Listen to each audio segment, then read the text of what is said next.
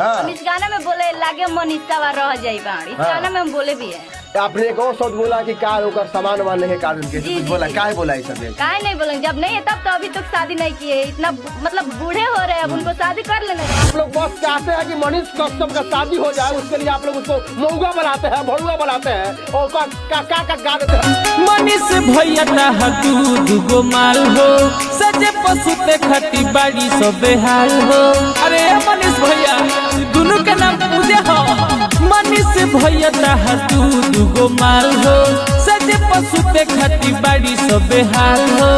एगो तो कहतिया मौगा पत्रकार, एगो तो कहतिया मौगा पत्रकार, मानवतिया हमार दुनू के पारा पारी लो लगातार। भैया मनीष पत्रकार दुनू के पारा पारी लो लगातार।